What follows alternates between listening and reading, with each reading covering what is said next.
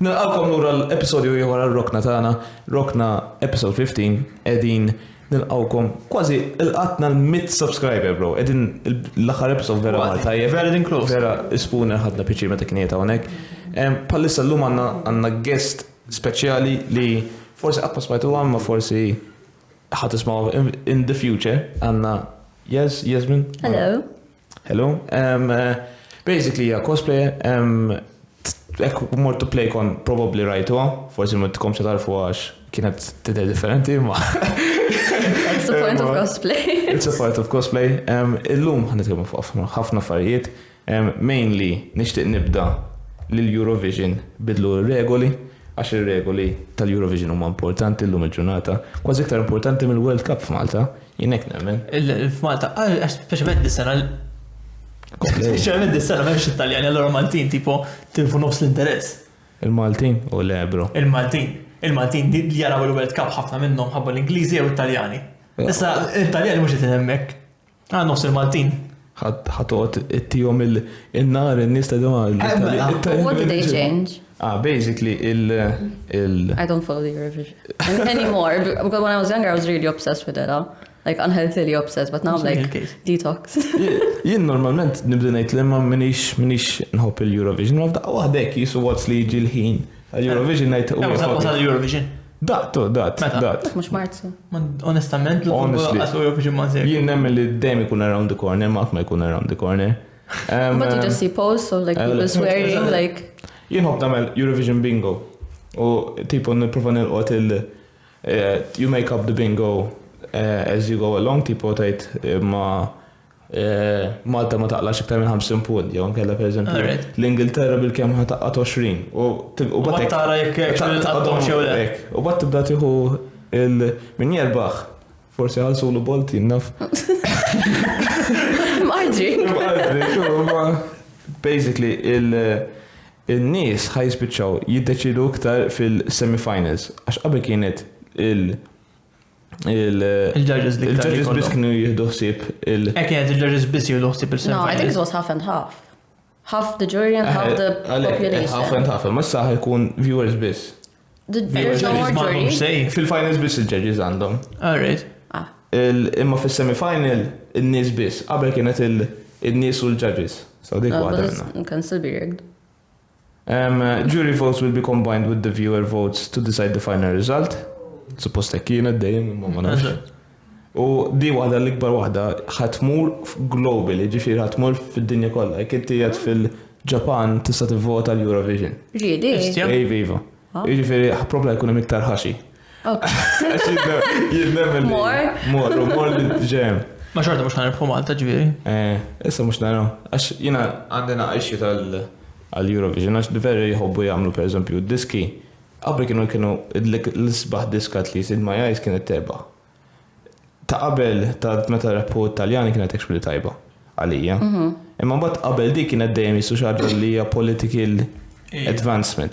Anka tal-aħħar waħda mhux tal-x'ismu rebħu. Min? Tal-Ukrajna. How did you feel about that? Jiena ma nsegwix Eurovision. Jiena just nisma' diskalaw jew snippet minn diskalaw hemm fuq Instagram jew. Ma kienx ħażina. Ma kienx ħażina. Imma ma kienx laqgħa waħda lanqas. Kien hemm minna. Tgħidx li waħda kienet laħqa minna. Kulħadd jafala. Oh wait, I mean, come on, man. Bla sens tilbaħħa bajk. Imma x'tagħmel. No, I don't see bla sense. It was a good song. There was a lot of shittier songs like in the past years, and I feel like after everything that they've been through, they deserve it.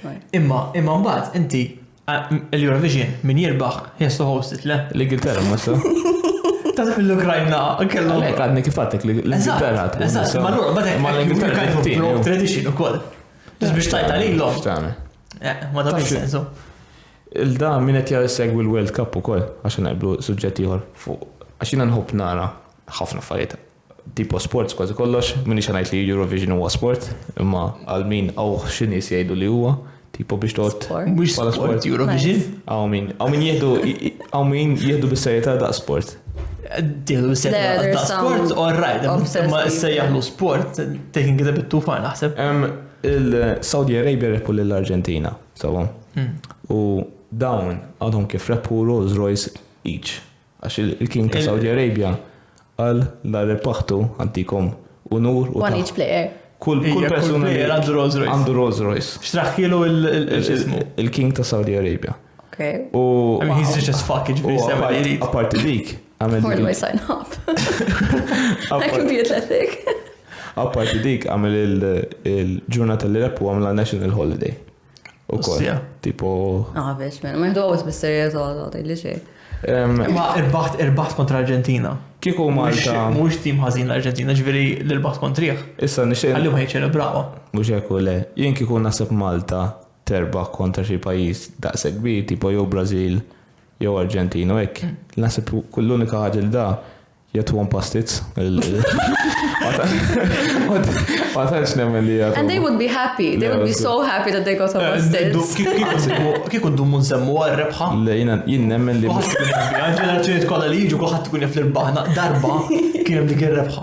Nibqgħu nsemmuha. Le, jien nemmen, anzi jkun hemm disgwit ħabba l-pastizz, jgħidlek ma jien irid piżelli għal tajtni tal-irkotta. Ġikin irridu l-pastizz. Ta' ma dak jiġi excluded from the national team. Min jgħidlek hekk.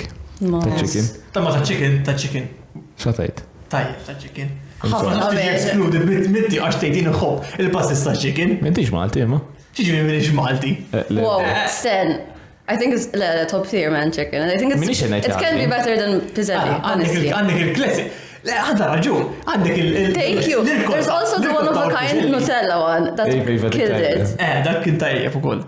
Imma xorta, il-chicken jibqa' tajjeb. Ħafna. Il-pizzelli u l-kotta huma classics. You cannot deny li huma classics. But then sometimes you need to amp it up. We need to change the vibe. Ħanna stjeni mill-li nikkommenta. Ma qablitx għal-widni. Għax di ta' chicken orre tajba, jimmin xanajt li miex, tipo, nkun giddib li nejt li. White fuj. A man of tradition.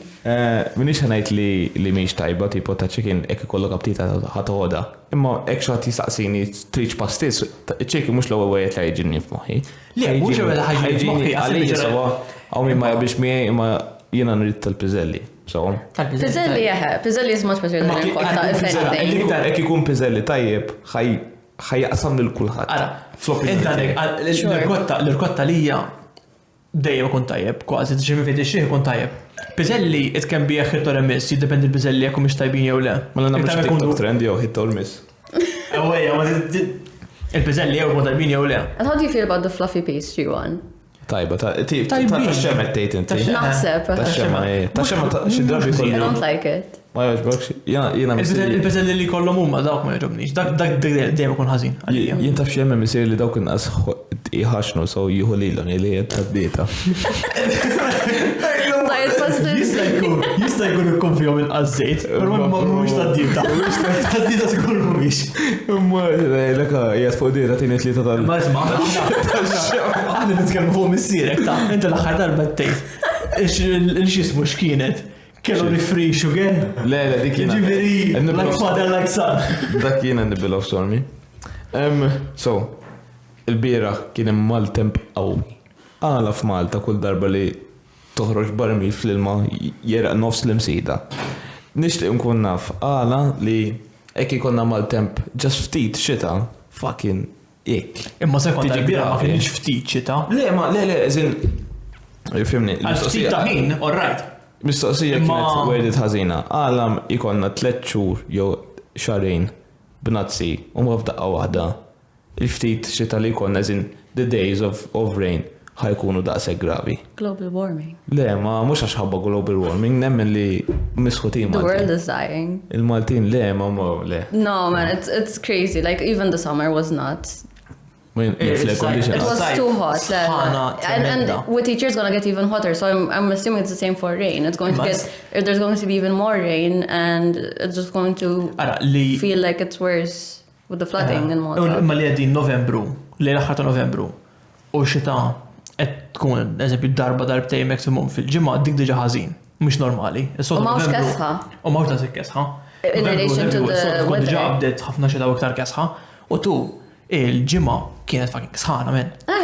Il-ġimgħa sħana u mbagħad is-sibt fil-ħodu u kullu kienet jereq. Waqas saqaf ta' xi ħanut the point men.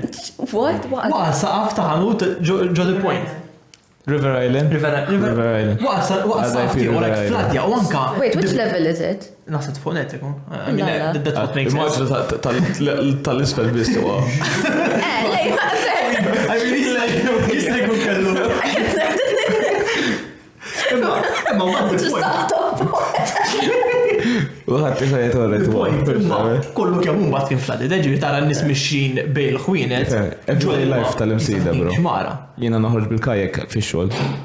Bil-kajek noħroġ. Għaddejt minn taslima kien hemm parti minnhom biċċa kienet orrajt tipo kien hemm xarbu nażerik. Mbagħad kien hemm biċċa fucking l-ilma kien mulaj, ġifieri tajja sbażita t-tew. To be Ma honest. jifladja daqshekk ukoll. Imma kienet biċċa żgħira. Ġifieri forsi kemm kilometru. Qabilha kien orrajt, wara kien orrajt ġast dak il-kilometru fladjat. Kompletament. You know what I think is really funny? I don't think it was, mux tal-bira, obviously, it was a couple of weeks ago. The last time there was a big flooding in Msida, I think. And there was an article about like this guy going on a car, driving a car, and with his dash cam, it's like a Bolt driver trying to like, you know, walk his scooter. And the title was like, Bolt driver like stranded, like they are being stranded. So now we're seeing them as like these little, like their own species. and they get stranded, like we have to save them, you know? And it's really funny. So I always think about them. They're always in my heart, man. Like Bolt and Wolt drivers, like stay safe. Meta da sekxita inti jom tip jena, il-tal-Bolt. Like they deserve it, they deserve it. Da sekxita bil-mettor Le, nżabba, għaj kolli ġo. Ma rajt video ta' Anzi, jink iktar nord ta' kieku ħanejnom. Ħanejnom, u kama. Ma jħassu xorta dimbar, għan dimbar għad birrin, kot gussajtu. And you know what we saw as well? You know where they keep their phones? We saw one recently with a little umbrella over it. And it was so cute. It was so cute. When it turned hot, so she was like, he's there. He's busting his ass. He's trying to get that back. I'm gonna order sushi, okay? I want my sushi. Ma jekk inti tal-Bolt jew tal-Wolt. Għalfejn toħroġ f'dix ta' jekk inti taf il-motor. Jekk inti taf il-motor, mhuwiex fucking ħajjimxi. Ibbiha rajt video. Fta' il-roundabout tal-Imsida. Taħt il-80. X'ismu? Waqaf, literalment waqaf fin-nofs, ma setax jimxi iktar il-motor. Mela, għamil xi m'għandix iġib bħala il-ħobza ta' kuljum żgur għax il-motor ġed jaħdem. U tħoddi nifsara fil-motor, se t-ranġa. Forsi kienet. Ġviri, mux tal-lu ġanċi bil-flus, għal ħodda bil-flus. Forsi l-ħobza ta' kuljum kienet fil-bag tal-Wolt tijaw, u beda jgħu dak jgħin. Imma, ġewa, save your money, u għuħroċ laqta. To be fair, no, I think to answer your question, I can safely assume that most of them are foreigners. They would come here and they were like, it's a solid plan, you know, I'm going to do this, delivery, boom, boom, boom. They don't know which areas flood. So, yeah, that's what I'm saying. Summer came early, I have a pool now. Jek inti tidħol naqfu Instagram jew xi ħaġa. Jien to be fair. I doubt it. Instagram ta'. But I doubt it. In eżempju, my grandma, she lives in Pieta. I'm not going to go anywhere close to there if it's raining. Because I know I'm you drown. Exactly. Le, mux my She doesn't live outside. But I know I need to pass from Msida to get to there. So, like, I'll see you on the other side, you know? Jew, għalmen jek ħal-uħroġ għal-Bolt. Alright, fine, dawn li ġu minn barra mux dejjem ikollhom, imma provza karozza. Mela, ħajotik li Just buy a car. If you're homeless, just buy a home. Ġewwa.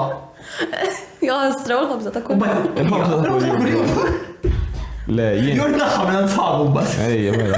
Ejja, rrit. Le, li kont sanajt jina meta ġrat il-bira. Leġit jien ma konx nafaj, kont nofs nimejjet. X'inhi firġet? Tipo il-xita. Omt, onna Instagram, najt il-losti bro. Bitch. Where's it? I had work, man. I had work in the morning. I couldn't cross the road. I texted my colleague. I was like, help. Like, there was a river. Ma stajċ naqsam, man. I was there. Jina, mux omt. Crazy. Għon jitrijet. Għal-ħas ma tqomx. Għon nisma sajjet ta' trijet kull mem. Omt, nisma xitaniet, like, xita f'daqqa. Inverni u gost. Għoġet il-fil-sodda. Ma ftakart kif ġejt fejt fis-soddet, kemm ikun is-sodda kif xitaniet la barra. Għandi xogħol. Fakart noħra għandi appuntamenti jiena. Għandek karozza l-inqas. Ejja, mela. Għandi karozza, kif il-motor. Just buy a car. Kif il-motor kont iċempilna jidlus ma' Xell il-muscle sick. Femtu bi fejn insu motor għakabtilkom il-bira. Le, ma sar le, il-bira, anzi, it was recommended li ma toħroġ. Ma il-bol. Ma kont l-appuntament li kelli ili nistenniħ, kont eċetata. Stenna aktar. U rrit immur. Ask iġru ma nafxiex ħammur. Stenna aktar. Li kont sanajt I was leading up to it imma speċjalment kienu fuq il-ball drivers. We're still on the Eurovision? Le. Okay. Ta' xorta fuq l-ilma, xorta fuq da. Splotted il-bira, so splotted kamra tan-nar il-bira. Min jgħidlek li fireworks illum il-ġurnata ma rriduhomx, m'hemmx għalfejn. Għax storbju żejjed, noise pollution, għandek environment li ħażin għal da tipo kif tagħmel gunpowder fl-arja mbagħad jaqgħalek fil-plants u tkabbar ta' dama u ħadġik ta' dama ħażina. Idkom taqblu li nwafqu fireworks? Yes. I'm very against them. Yes and no. Jiena personali, fireworks. Pala Malti pur. Le, jien fireworks ma jġbunix.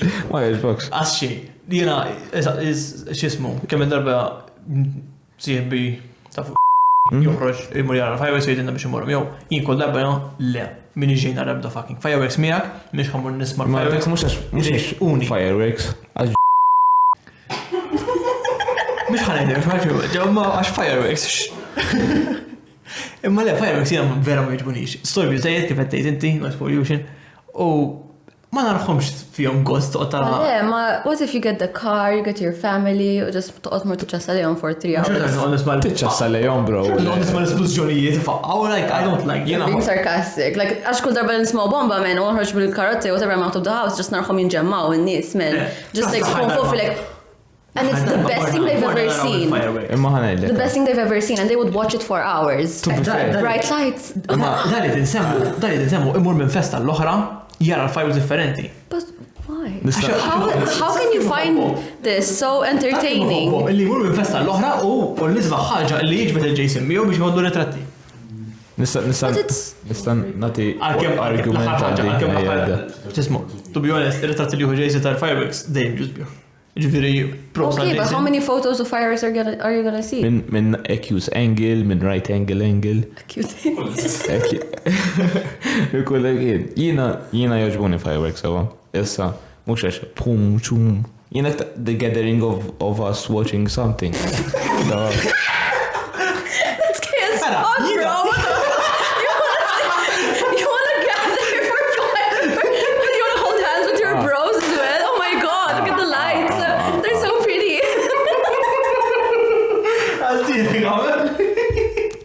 Li ħanajt, sawa. Li ħanajt. M'għandix tajt wara di. Le, l-argumenti tgħidu. Per esempio, you don't go just for any fireworks, alright? It's more fireworks li huma coordinated bil-diski, il-lost, ja bro. Imma sekonda, imma batem in-nar tal-art u batu differenti. Mux, qed tissemmi xi ħaġa differenti, mejna li fuq fireworks għal-hero, qed tissemmi li. Fireworks bil. Nitkellmu fuq pastizzat li ma bil-sausage roll. Għax inti tgħid il-fireworks coordinated mal-mużika? Ma il-fireworks ċerta narħu bes xorta nismaħħu nfaqqaw, il-xismu kieku tgħid in-nar tal-art ikun nisbaħ bil-fireworks. Le, bro, le ta'. Iwa. Can I just ask something since you mentioned this? No one has ever answered me properly. Ċikċi fogu, which one is it? Tal-art. Dak li Okay. My entire life I thought it was the one in the air. Le, ċikċi fogu ta' mal-art li dak jġobni iktar, eżempju. Ma dak tista' taqlaq. That's dangerous. Dak dangerous. I mean, both of them are dangerous. Imma isbaħ. Jina x-xena tiegħi inħobb ħafna li per eżempju mur f'daqqa waħda jixxallhom bad jaqbad jiġri. But jaraw. So it's about the adrenaline of if you're gonna get burnt or. But li lesti, another one. Jirġa jiġri. Ma. Jirġa u zbieħ, fem, dawk ukoll zbieħ laħ darba. Dak xorta narhom mill-bot għax id-duħan li joħolqu u l-mikrofon li joħolqu dejjaqni. Il-bot. Ir-riħa li tiġi per esempio nasal id-dar nħossni. Ija, neħu kollox tiħu xawar u l-ħwejġ taħħu. Naqsam tħġiġa nitfa l-ħwejġ kolla ek. Imma għalmenu għettara dizinni differenti, għettara affari differenti. I feel like those you can choose to go to see them. You know, mux bħal tal-arja, they're affecting everyone who doesn't want to be a part of it. Jekk iżid dar jiena. Xorta nisma' l-espożjoni xorta nisma' ħawda d-dejjani. Imma l-inqas tal-art, x'ismu, you can just go to that location to see the pretty lights still. Jien li kont sa nissuġġerixxi. Imma sekonda. But at least it's a timed event, kind of. You know where it's happening, you're going there, it's your choice. Jekk jgħid id-dar. U daw kedin il-pjazza, jibqa nismaħħom mid-dar. Imma forsi inti tgħix fejn il-pjazza bro, but effective daw. Ekk inti tgħix fil-pjazza mbagħad. Jekk tgħix fil-pjazza ma fucking bedla kan kulħadd ma tibel toqqaf kollox. Imma l-puntu. Imma laqas mhux bħal-fireworks, jaħżdu. Kun fejn fir-raħal, anke mhux fir-raħal ġieli tismaħħom. Għallak jew m'hemmx tagħmel.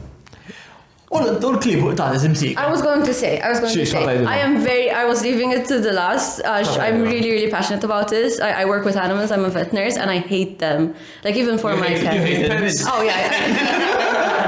Yes, I hate dogs. No, don't take that out of context, please. It's my career. I hate dogs. No, this is... I take that back. This is my public apology. I don't hate dogs, I hate cats. No, but seriously, I feel very strongly about this because I used to work in a veterinary pharmacy and we had a line just for anxiety. So we used to sell a lot of valerian in the period of festas, and it was insane. The clients used to talk to me and they used to be like, because of the fireworks, they have a lot of anxiety, they're really scared. And it will just change their personality and cause them a lot of harm for no reason, you know? So yes, that's a very good point about the cats and the dogs. I feel like it's time to move. To be honest.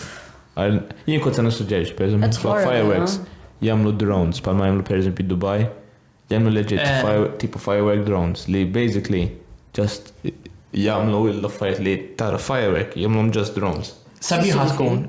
Per eżempju, għal-mod tal-kelma jagħmlu wiċċ mintof għal-mod tal-kelma fil-da. Like a projector, you mean? Le, drones bid-dwal u jgħodu jduru. Għadok il-fannijiet? Le, drones. I can picture it, man. Ikollok eżempju mijiet ta' drones. U kollom daw kulur differenti. U kif tallawhom fis-sema, jippozizjonaw postijiet differenti li it forms a picture. Oh. Peleka, per eżempju. It's very anticlimactic. Tad-dinja, per eżempju. Tad-dinja. No, man. Why do you want to see stuff in the air? Imma it's a good solution. It's a good solution. Imma xorta n-nies mhux ħajkunu kontenti biha, għasim ġarġun li mhux ħajsibu dik il-boom. Allora mela Minnu fanatiku tal-xismu tal-fireworks. Kontent. Le, minn dik kontent tal-qatt ħadd. Xejn, ma tistax tagħmel dik il-biċċa tax-xogħol. Kieku tista' tikkuntent tal-kulħadd. All-ewwel PC l achieve ma nafx kemm qasqas ma ħanamlu għadik. Anyway, sa nqilbu aktar personali so.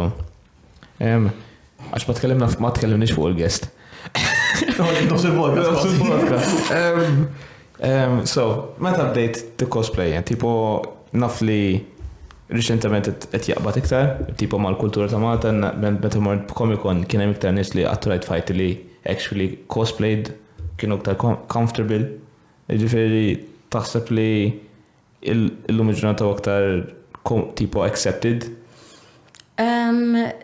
So let me give you a bit of background. So since you asked where it started, so I've been cosplaying for about 8 or 9 years, and it started because my best friend, she was really into it, and I went over to her house one time. Oh, Ada, to cosplay or a bit less, alright. Because she has a baby now. But yes, she before she had the baby, we used to regularly cosplay together every year. We still this year we managed to cosplay I think twice together, and it was a lot of fun because of COVID as well. But yeah, I went over to her house one day and I saw her looking at these photos of cosplayers, and they were really beautiful. And she's like, I'm gonna take part in Comic-Con, and I was like, cool, amazing. She's like, you have to join me, okay?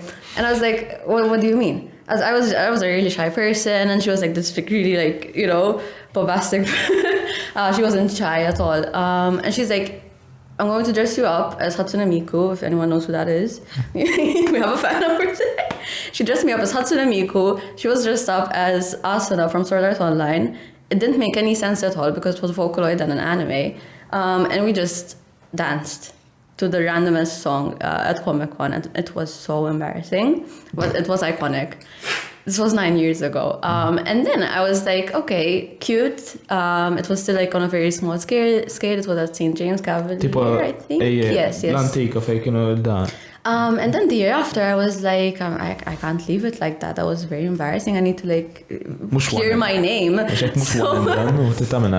Yeah. It's the chip redemption. Yeah. So then it was around the same time that I really got into anime. I started playing games. I started playing League of Legends. And rest in peace għanna ħanajdu erba talbiet tal-Fallen Soldier tagħna. What? League of Legends, bro, xizzob.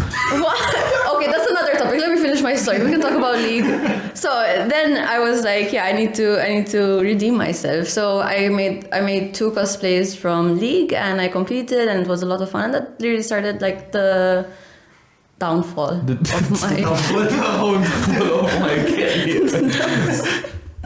my reputation. That's a good way to put it. Oh, ġili kellek per eżempju strange looks meta tipo 9 snin ilu ma nsib li kont issuq. Meta konti qed tkun qed timxi għal-venue, so jgħidu biex il-lost jgħid tilbes. Sure, but did it affect you in any way? Not really. I never really cared from that aspect because I know I'm going to a place where I'm not going to be judged. Like I know like once I buy my ticket, it's fine. But then once I'm in cosplay, because that's what I really like about it. Like once I'm in it, I really embody the character. I'm like, I don't give a shit. Like it's really, really cool. Like once you see yourself in like full makeup and wigs and costume, it's a great feeling. So I don't really care, honestly. I would want them to look at the work that I've done. So the mask, yeah, tipo you embody another personality ħabba. Yeah, for sure. Li nista' nirrelata meta nkun per eżempju meta nistream fuq Twitch u hekk. Isek once you hit the stream button, isek teqleb għal person an over-exaggerated person ta' tiegħek stess. Per eżempju għal mod tal-kelma issa jiena niċċajta ma meta nkun in front of the camera nipprova nagħmel iktar ċajt, nipprova nkun iktar entertaining. Allura isek Allah ikun jekk 100% of the time. Our cosplay is a way to bring that character to life, but from an individual's point of view. So, for example, my cosplay of this character is not going to look the same as yours, your version of it. So I feel like it's very personal, but also very like it builds a community. U kemm kien l-iktar wieħed jiswa tipo kemm infat fuq tipo dan u swini wisq flus għal da. I don't buy them. I can tell you like the materials for it because I think I only bought one cosplay. I make everything. But the materials can be quite expensive. I think the ones that include Warbla is insanely expensive. I don't know if you guys... No, inti ġbir tixtri il-materjal kollu u tagħmlu. Yes, I make the weapons, I make the armor. Recently I haven't been making as much weapons because I'm working with Ayrton. He's 3D prints and he's making all of my weapons. He's amazing. Dawiet nasib rajtu kien japplay kien għamel il-cosplay ta' xismu, għazin muxu li kien jieġu l-cosplay, ma għamel ta' Halo, għamel il-Master Chief u kien 3D printed kollu, jisajku muxu, ma tani xikarta. Il-costume ta' Master Chief kien 3D printed kollu. I'm not sure, I don't know. Rajt ritrat ta' dak il-costume, vera tajja. At least il-guns gur kien 3D printed. Kont għamilhom qabel il-weapons u like l-armor.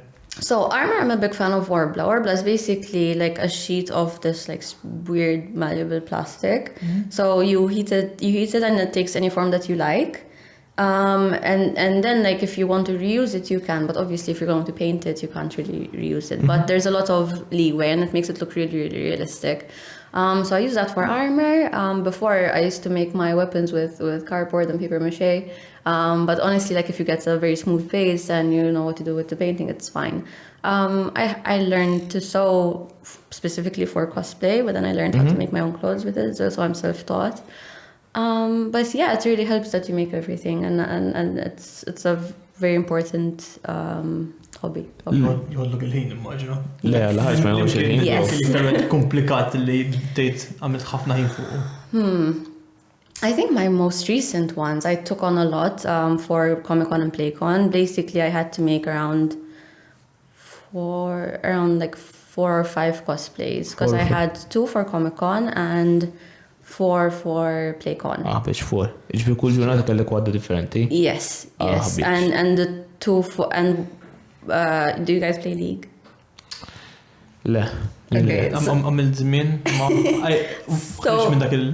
Imma naħseb għaw ħafna li seguna jafu x'inhu li. So I for the first day of PlayCon I cosplayed Katrina and she was quite detailed. I didn't have any warblers, so I had to make the armor out of craft foam and just paint. I had to make all of the small details and it was really fun. I had to figure out how to make her top because she has quite a difficult top. The weapons were 3D printed, but that was quite detailed. It's not my most difficult one. Then I had Ir-Rokna as well. I had Divine Sword Ir-Rokna for PlayCon. That was, I feel like overall, if you see it, it looks really detailed and it was. But I can't really think of anything. Din kollha fuq Instagram immaġġa tiegħek. Yes. Jien din nixtieq instaqsi anke tipo in this world ikun hemm tipo naqa' beef jgħidlek inti kopjajtni. Cosplay beef? Cosplay beef. Inti kopjajtni, inti użajt il-ħaġa li provajt nagħmilha bħala unique style tiegħi. I'm sure like with every community there is some beef. I can only speak for myself. I've never experienced any beef. Honestly, I feel like we're quite a helpful community and there's so many opportunities to cosplay things. So there's movies, animes, games. So it's very rare that we do the same thing. So, but I think like me personally, I've been cosplaying for quite a while, but if I see something that I'm going to come up to and I'm like, wow, how did you make those wings? Or how did you make this? Or where did you get your lenses? And they would help, you know, because we just want to be better and we want to improve the cosplay community in Malta. Yeah. So I think it's a very nice and welcoming environment. Yes, sir. Xaħġ ġdida Malta no beef? Personally, I don't know, but I'm sure there's some kind of beefs. Le dik dejjem, jina nemmen li. I'm vegetarian though. Nikol saqsi, tipo, out of all the cosplays, li mwahda li tajt, it's a goated cosplay li għamit, tipo. Iconic li għat. I feel like the first one that I made myself the year after the embarrassing performance with my best friend. So I had cosplayed Malzahar. I made a female version of Malzahar from League, and I had won that competition. It was like it really set me on the road to like get addicted to this and like go to Comic-Con every year. I met some amazing people. Most of the people that I know and that are like really important in my life, I've met through Comic-Con and cosplay, and I think that specific one really set the pace for my entire life. Tipo, second year or ġarbat, come on, kemm tkun ħażina. It was. I mean, we're still beginners, I feel like I did go a bit extra that year. I had the file, I had like the details of how I broke it down, man. Yeah. I was like, I did this like this, and I had props. Xaħti kellimat, ħana xejt il-karattru, ċans. Yeah. So yeah, I went quite hard. And then I competed a couple more times, but then I realized it's not really my thing anymore. I don't really I didn't feel like I needed to compete tipo aktar ma ħaddieħor tipo you just did it for exactly it was just fun for the first couple of years, but as in competing against each other it was too much anxiety for me, yeah, because then you're gonna come down and it's your friends and they're gonna be like what the fuck, like jisek tukkumpati ma sħabek u kif jena although per esempio Malta jena nikkompeti f'Tekken. As viewers nafu insomma. At this point. Għalek għal ħasle. Ikunu ħbib jifendaw ħbib, imma once it's game time, bro. Anka li. Yeah, that's different. That's different. Dik you have to compete, you're playing to compete. Cosplay, Cosplay is more of a beautiful like rendition of the character. If I'm playing the character, you're fucked. Like I'm gonna flame you. You're done. Like if you're going to make me lose the game, I am reporting you. That's different. We can beef there, but. Per esempio, issa semmejt League. League kienet l-ewwel logħba li tħalt tipo tilab serjament tipo minħabba League bħajt tilab jew. I've always played games, so I was raised in quite a PlayStation friendly environment, as you can see. My uncles they all used to play games, and I was raised with them. So I'm like very like I used to play a lot of like So I started from the PlayStation 1, like Pac-Man, I can't remember anything else. Different PlayStation 1 hija antika ħafna ġifieri. Exactly, but that's where I started to take interest. Then I was PlayStation 2, I played a lot with my cousin as well. Then before League, I used to play Skyrim. Skyrim waħda mill-isbaħ low play of. Crash Bandicoot, Spyro. But I was always interested. But then I got my PC and I really focused on League. I really loved it. Bitch. Then I stopped for a couple of years and combinazione, I literally got my PC yesterday. So I got a brand new gaming PC that I've been saving up for years. And I'm really hyped. What specs did you get? I have a list somewhere. Wait, don't worry. I'm not that like... It's good, it runs. Good. Someone made it for me, so... Mela, semmejt ħafna anime u kol, tipa, għadnemmen li kważi sa Malta t-taqleb iktar anime forward għal ħafna fajt, per esempio għal motta kelma Eden qed juru iktar. True, iktar films tal-anime. That's weird. U qabel at least. It's crazy how Anke per esempio nibda nara n-nies tal-junior college tipo jinnejx eżatt hemmhekk. U nisma'hom immur ħanni xi tipo xi ħaġa mill-convenience out of nowhere nibda nisma' rajtu l-aħħar episodju ta' Chainsaw Man ngħid lost jibru. Wasalna fi parti tisir iktar inkorporati tipo jseked pal qabel kontejt rajta l-logħba l-bira issa tgħidlek rajtu l-episodju li ħareġ fimt il-bira u hekk tipo. Like you think it would get like even lower by time. It's certain, no, that's amazing.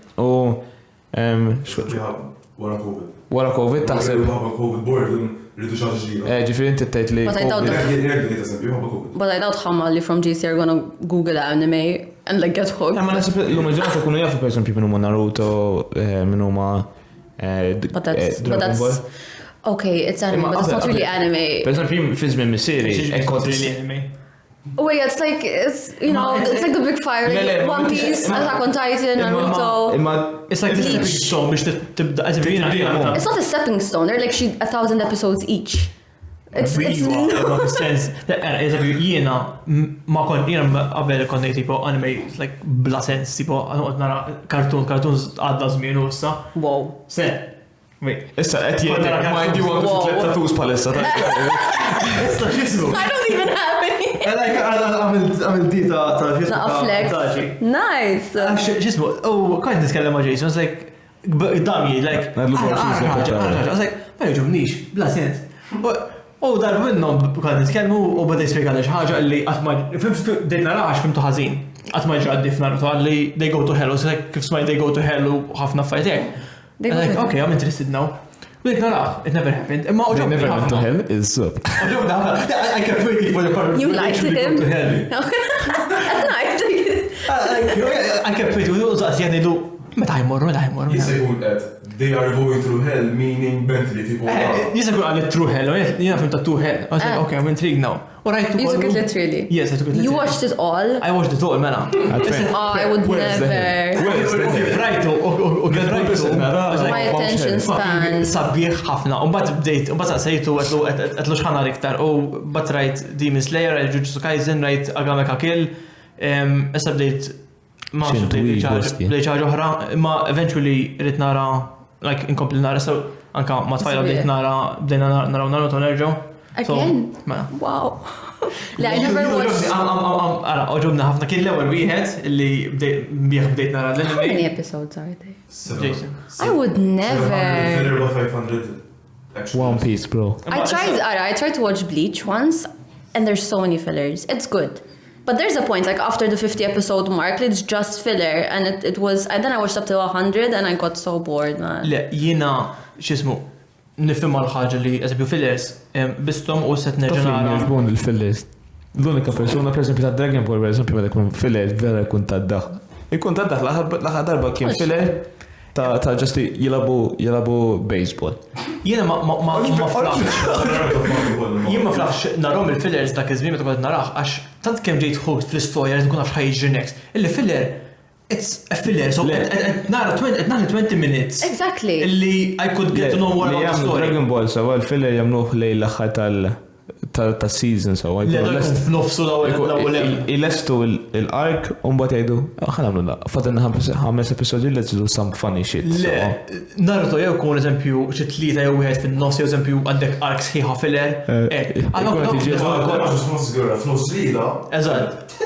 Jien nkun naf il-gwerra x'inhu jiġri. Ma nara il-daw il-Naruto Sasuke u Sakura jibgħu jaraw wiċċ Kakashi għax dejjem motti bil-mask. Like I couldn't care less kif jidher wiċċu. My rule is like either 12 max 24 episodes. Għax I will lose interest, man. Issa li qed nara għax I was worried illi meta naraħ ma' tfajla, I was worried illi she would lose interest ħabba l-fillers u ħabba li hemm ħafna flashbacks u hekk. So sibt cut differenti ta' Naruto, lotion cut, illi it removes all of the fillers, it removes any unnecessary flashbacks. Flashbacks, ħafna minnhom, like tarhom xi 10 darbiet, like l-istorja ta' Itachi, rajni għammil ta' naqqas xi 10 darbiet. No, it gets too much. Allora, dawk neħjom kollha jirranġa ċertu episodji jaqta' li hemm żejjed whatever, u he condenses it like naqqas xi 100 hours minn għalija from the total watch time. U jaqsamhom minn 100 kollu question sija biss. Naqqas l-episodes jagħmilhom sija u nofs il-wieħed. Għandi jista' tara film, rajt film ta' dak waqaf. Send it to me. I've always wanted to watch it, man, but it's so my attention span is very. U inti għax semmejt li għamilt cosplay ħafna ta' anime so. L-imlik li joġbok, tipo what anime made you get into anime? There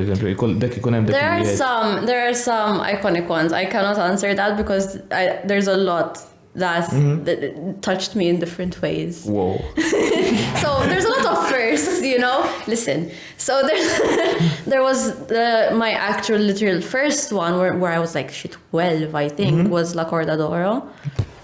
Very OG, like it's about high school kids who play instruments. Jina tiegħi l-ewwel kien Boku no Pico. Le.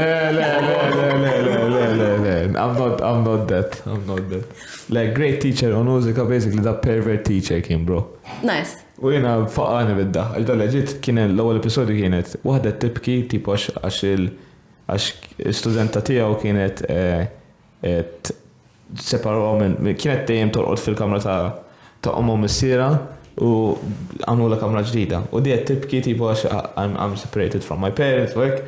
Avvat mar id-dar tagħhu għamel toqba ġol ħajt biex What the fuck are you watching? Like, di kienet, bro, that was your first anime? Yeah, and then you continued after that. Yeah. After your first exposure, you're like, yes, this is it. This is what I want to see. I want to watch more crazy shit. Le, għamil taqba mal-ħajt biex. Okay, go on.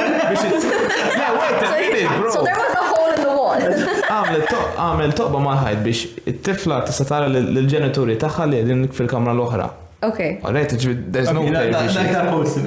There's no pay for shit, just għamil toqba mal-ħajt. It's anime, bro. Everything is fair. U l-ċuħ li jgħamlu, per esempio, I like very old stylistic drawings.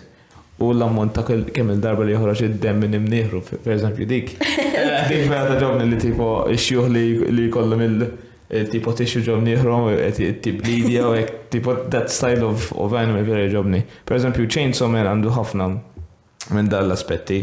Li kun da, just he's doing everything for losing his virginity basically. Eti Mrs. Zayzit għallu għal-darba. Tipo, bro, trust me vera ta' da. Tipo, but you were like, this is my shit. Like, I'm gonna. Like, it's so anyway, so mine. Sony ħenta jessa. Le, tafli ma narax. Sissa? Le, bro, like, that's degenerate shit, bro. Sissa? Le, take, you're trying to validate yourself. Le. Sorry, bro.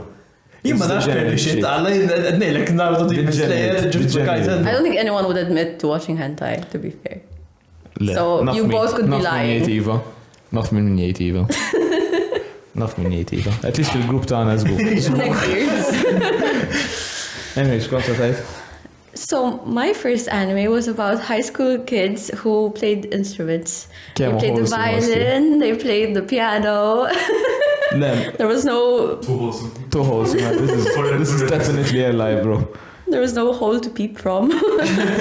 Jason, you're both though. Then... Jien, mbagħad fil-verità mort waħda aktar ħolsem, wara dak, għax dak mort f'animali tal-boxing, mbagħad ġobni. Jina tournament arc niklu, bro. Tipo jkun hemm tournament arc bekk ġobni Dragon Ball, għax leġit Dragon Ball għadni dejjem tournament arc. Actually, like, u tournament arc l-aħħar arc li ta' series. U spiċċajt nara 300 episode għall-aħħar 30. So if there's a tournament arc in hentai, it would... Maybe, unfortunately, I would be intrigued though. Leo, wow. Then there was Sword Art Online. I had to watch it after I saw my friend cosplay her. I was like, hey, let me see what the shit is.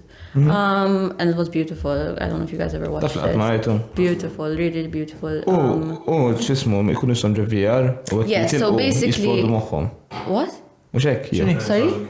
If they remove the headset or die, they die in real life. Yes, but nothing explodes. Ma jinek faħi, għat marajtu u għek nimmaġina. But yeah, it's about this guy, but like they fall in love. Yeah, it's nice. Then there was Elfen Lied as well, which was really good. Was about this like really broken girl with pink hair, and she was like being experimented on. Asmas might be on though.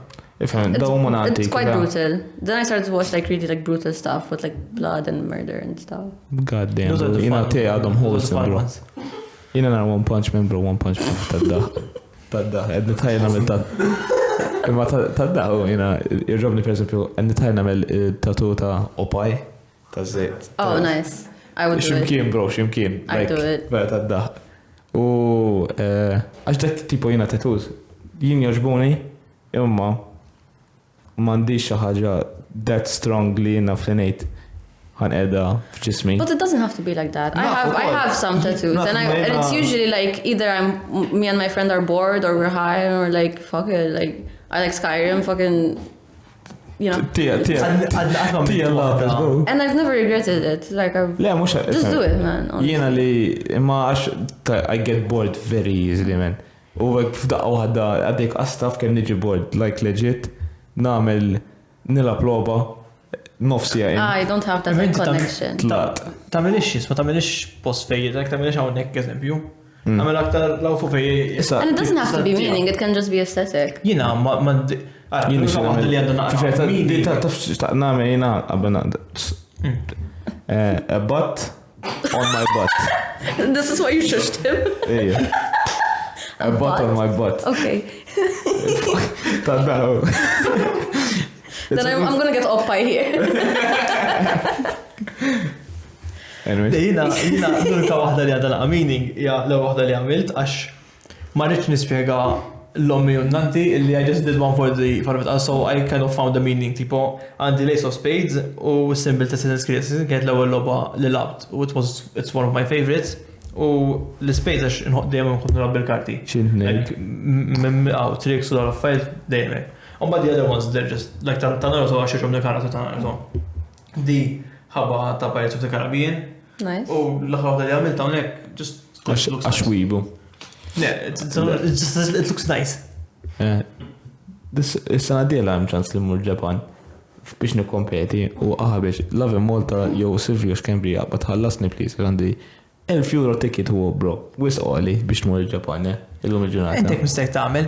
Fejn tmur tikkompeti, tmur tagħmel tagħtu minn hemmhekk ukoll ikollhom meaning. Mela, sifit 12 darba nagħmel 12 tatut niġi background, bro. Minn bosti differenti, minn tatwar differenti madwar id-dinja. Mela, waqt nasi. Mela. That's a cute idea, I'd do that. Bro, ma bla mod ta' kemm il-darba nsifer. Niġi tagħti dab ġismi kollu within 2 years. Arre. Vera, taf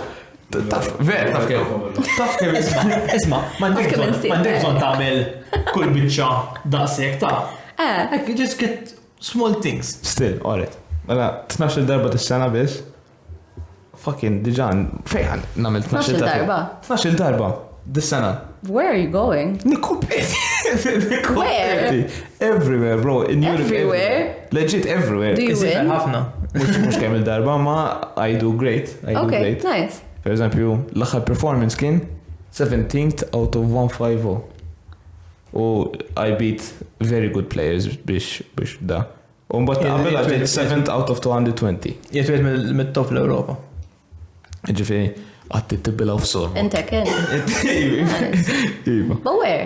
You haven't said where. Where was the last place you've been? France, Paris. France, Paris. Mbagħad pereżempju ta' qabel kien France, Lyon, mbagħad ta' qabel kien l-Italja, kien Napoli, mbagħad ta' qablu kont mort il-Bulgarija, ta' qablu kien. Il-ġeografi Latin ġifieri mort Lyon u Lek ta' skemm il-darba tlift biex nagħmlu podcast hawnhekk ħabba li qed insife kien wisq l-aħħar darba pereżempju tsir 3 ġimgħat wara xulxin mort il-Bulgarija, mort Greċja, u mbagħad mort fejn kienet Bukarest, nsejt eżatt il-pajjiż.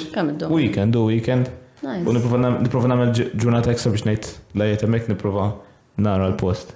No, I don't think the tattoos would be a good idea. He's right. So no. Jien kieku jien nagħmilha. Bro, like, bl-ammont ta' flus, għandi xej fil-kod. Imma party, like, you don't have time. Imagine, he has to compete, he has to say, like, booking the appointment, you know. Mux booking appointment, l-mużik ta' artist walk. Mux jabadni xie skin infection. Sija, il-biraħ. Jabadni xie skin infection, bro. Il-biraħ mux immort impinġi jena, ġew 2 walk-ins għax huwa barani ħajsifru jumej oħra biex jagħmlu tatu. U x'għamlu? Did he accept it? Ija ma. Ah, okay. Ifhem, flus u Malti, jaqla l-flus, tajt mux ħajħalli xaġa ta' d-diju. Umba jek inti ma s-sibx wieħed, bad fittex. Sakemm ta' bizlek un bada fittex murremu. I want to end it in a better note. So, when is it too early to decorate for Christmas? On the 20th. 20th. We had this conversation before and he just said on the 20th and I was like, which month though? of January. Jek t-dekor qabel 20 December is too early. Le, biex vera. Imma għalmenu f'Diċembru, bda d-dekor f'Diċembru. Ġivra għal-ġimma ta' Diċembru. Le, ma taħħaġ għodek bizzejt, no. Mid-November. Kiku kien. Mid-November. Kiku kien għall-ommi sawa il-ġimma wara Halloween tibda. Kiku kien għall-ommi sawa. Yes. Christmas is so nice. Yeah, you have the month of Christmas, celebrating the month of Christmas. Leave me alone. Le, imma aħseb nafħat ieħor. Imsik Oh, so that's a problem, but fireworks are okay. Le, jiena like fireworks are okay. Imma għara tal-bons. Għara mill ħedem fil-ħujenet. Jgħamil mux Novembru jisma l-istess diski tal-miliet. Mux xorta jisimaw l-istess diski għala jitfaw tal-radio għabel. Xinu? Mux dejjem l-istess diski tal-radio. Ma tal-miliet ikun ħafna iktar jek tiġi xtejli ta' Oh shit, it's a vibe, man. Like if you're on the taxi home, I was like, that's Christmas. It's a vibe for a week, ma. Mux for a month and a half. Oh shit, it's such a cute vibe, man. Like you make little Christmas food. Jien ma tkun naħdem xismu, ma tkun naħdem ġo convenience store. Konna namlu xarru nofs nisimaw tal-miliet. Unlucky. But you're traumatized. Traumatized. Għasab wara minn naħdem iktar minn sena ġo ħanut. Jina sena għamil tutlaqt lem. Titimbellaħkom, titkunu tafu kem taqla Mariah Cary għal-diska. Kull sena taqla dal-ammont. Any guesses? It's in the millions. Millions, I was gonna say. Le, ma buddax, fuq diska bro, taf kem jgħal. 2.5 million. 2.5 million. I love the memes where they're like, she's the frosting. In a month or two. Like, per year, għal xarejn, Għaddeme, maddun. Maġna, f'xarej tagħmel 2.5 million. 2.5 million. Just 50,000 kemm hu peġi. Tal-li ma tagħmel xejn, tal-li darba ħriġ diska tajba. Vera. What you can say this about everything, go. Tipo. Ma vera. It's like easy to do sistema hekk. Mijiex. Imma dik hija l-verità, ħarġet diska tajba, and now she's making 2.5 million a year in a month. L-istess bħal ta' Stranger Things, Kate Bush. She just got rich out of nowhere as richer. Ta' xismu, running up that hill. She blew up, man. She's like, I don't know how old she is, and she's like getting money. Like, she got a bunch of money like out of nowhere, so it can happen. Anka TikTok trends vera joħobbu jagħmlu diski popolari out of nowhere, per eżempju. And then they would just like fucking, yeah. Young Gravy, per eżempju, u jew Lil Nas vera huwa kings ta' Lil Nas. Kif jagħmlu promotion fuq TikTok, man. Like, vera joħorġu. U inti dak taf għalek to consider it as a play, it kolla 30 seconds ta' diska. U jamlu TikToks li kunu iktar minn 30 seconds ta' posta biex it will be considered as a play u he will get revenue out of it. Iġviri daw TikToks il-qosra li kunu like 10 seconds u għek minn għamil il-diska ma jħu xej. Le. Ma jaqlaw xej, xorta jaqlaw il-view ma mux jaqlaw il-flus. But then the song would become popular and it would be spread. So, no, TikTok is a great way. Shorta win-win situation, fimt? Għal-mod ta' kelma jħobbu jgħamlu għatta posta, per esempio, Cardi B u Nicki Minaj jħobbu jgħamlu għatta posta biex in-nisa jkunu jistaw jgħamlu TikTok trends ta' diski taħħom, per esempio. Megan Trainer, per esempio, għanda. Trainer? Megan Thee Stallion? Għaxem bħalissa diska.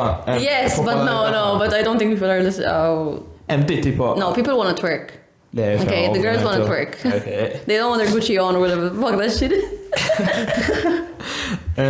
Imma veri, TikTok illum il-ġurnata, u nemmen anka TikTok tana, per eżempju, kjuma għannis li illum il-ġurnata ma n-upload xie episodju da tipo fil-ġimma, jibdaw jibatuli, jgħidu she's so pro. You need to dance. Dance taxix. You need to make TikTok dances. Megan Trainor, I heard she has a good song right now.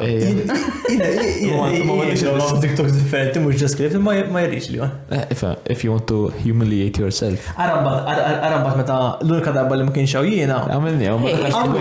I dance on TikTok. You dance on TikTok, you never saw me dancing, Għandkom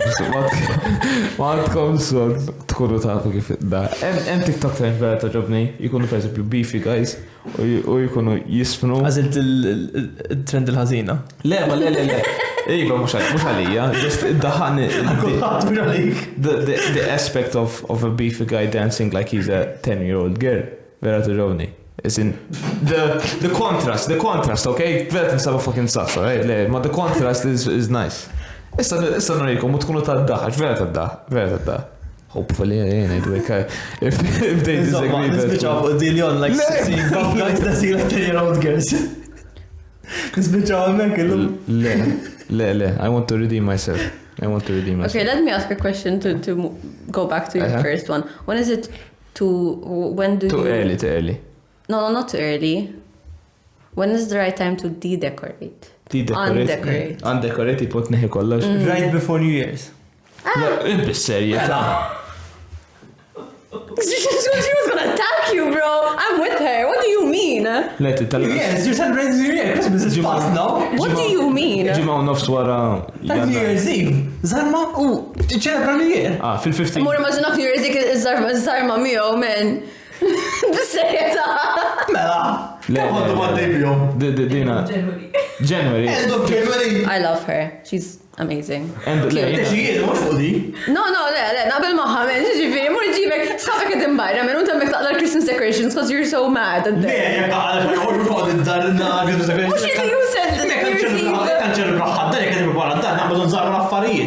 So you're saying in those 4 days between the Boxing Day and New Year's Eve, you're going to be so mad that you need to take them off. I'm not going to be mad. You're so mad that you need to take all the decoration off before you can enter the new year. I'm not mad. You're pissed. Fuck tinsel, bro. We have to take that shit off. Le. Jina mennek tipo nofs jannar tista tibda zarma u nofs jannar. Before 6-7 January, you know. I was so happy. Inti għandek il-da fej jiġu il-suppost, jiġu il-dawk it-tlet slat emaġi. Jiġu fil-7, tu. Bat wara dak ta' 3 wara, bat zarma. Til-qaħħom għallina. Til-qaħħom ma tajtaw, bro, titlager, nifaqqa wieħed. Obżatu kull-jum. I was really happy this year because I went like kind of Christmas shopping and I found the fake snow on the windows and I got it, man, and I feel like my house is a primary school and I'm so happy. Like I made the fake snow on my balcony. Le, jina ommi li ġoqoż il-listit iż-żejjen u fucking għanna dar vera like ma nafx kif tista' tqed daqshekk affarijiet ta' Christmas fid-dar leġit. Kull imkien kull rock ta' tista' timxi minn ma taħbad f'xi Christmas decoration. You have pets? Le. Okay. Għalek probably għanna ħafna affarijiet għax kieku għanna xi that's why. How many? Too many. I have 2 cats and this was like the first time I decorated with them and it's been A bit of a nightmare. Ara. Kieku taf kemm il-darba lejk. Aktar decorations, jgħan xrom sibu affariċi waqqaw u fuq xie xie tal-għaf, kwar kuna mid decorations. No, it's quite annoying. Allura I got a cheap Christmas tree. I was like, if you want to fuck around with it, trade, bro. Feel free. Go ahead. Go Timber. Go ham. Le. Palissa Daniel Mant miħaċa għanek għaxek soltu dejjem nispiċċaw il-podcast bċajta. Imma. Għaddej minn zmin għadifix li bħalissa. Ejja. Memx taħme. Il-ċajta jeda. Haha, ikolkom tamlu subscribe u like. That was the worst joke I've ever heard in my life. Naf, ma memx taħme. Ek ħajik, għallom, just ek, wasalt t-sawnek. I was so excited. Le, skużani. Le, joke Daniel. That's Daniel thing. Ma l-lum mux jitawnek. Should we call him? Għanċan fillu. Tini ġans. Għasan din numru tija? Ja, sekunda din numru tija. Oh, I was kidding. You said he's going to retire. I don't know who Daniel is. Anyways. Ejwa, laħġab. Wasaltu għonek. Għamlu subscribe, għamlu like, għamlu notifications, għamlu kollox, bro. Eddin fuq Spotify, Instagram, TikTok, YouTube. Kullim kien. TikTok għana xen naqbżu l-500 followers, saġviri. Bieċe. Fadanna 6 subscribers uħra biex kunu 100. Like legit. Eddin. Ejja, irridu ta' subscribers għamlu nistaw nibdaw morru live fuq TikTok u koll. Għalek, ikunna 1000 subscriber, 1000 follower fuq TikTok. Nkun nistaw nibdaw interactions ma'kom, ġviri. He's gonna dance. 100 followers, he's gonna dance. I'm gonna choreograph it. 4,000 followers on TikTok, live, u li għal nisfen. Live on TikTok. Anyways, laħwa, thank you. Ġimma d-dira. Thank you, yes, tal-ġismu tal-li ġejt fil-podcast tana. Thank you for having me. Tal-maġenzja li ħadbina. Ekku, għax. Same. We said some ignorant shit. Dik ta' kull ġimma. Ta' kull ġimma, ma dik aħna kienet nafu waħda li għalit li il-podcast tana huwa fuq kollox u fuq xejn fl-istessin. I feel like, this is my first time here and that's very accurate. Very accurate. Like the dik slogan. Fuq kollox ma fuq xejn fl-istessin. Yeah. Thank you tal-ħlejtu sija. Ciao.